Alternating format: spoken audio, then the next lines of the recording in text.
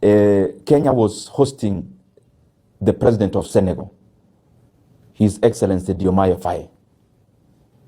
And I thought the people on the side of government would interact with him on what matters most, because they could have learned lessons. Diomaye Faye and Osman Sonko came to power last year in Senegal.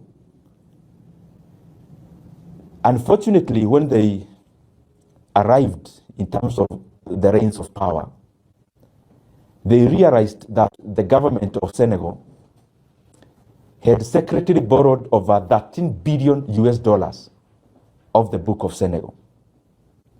And currently, as we talk, Senegal is in a crisis that is precipitated by that illegal secret borrowing. Kenya ought to learn from Senegal that we cannot continue, and I've been speaking about this matter.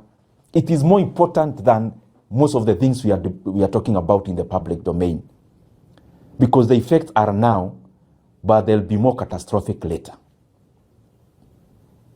Kenya continues to borrow illegally secret loans that are not included in the book of loans.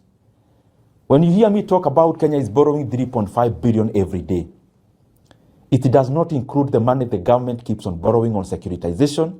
They already did 7 shillings of fuel levy in terms of collecting in advance. They are now securitizing another 5.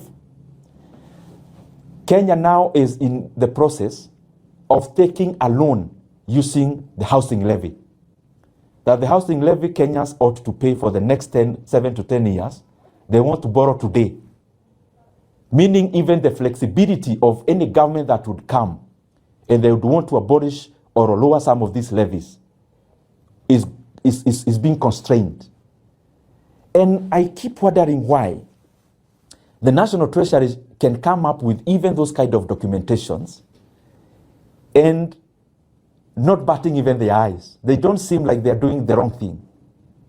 Maybe they need to learn from countries like Senegal that you cannot continue playing PR on economic figures, because when there is a deceleration in the economy, it doesn't matter how you communicate or the PR you engage in to communicate around that.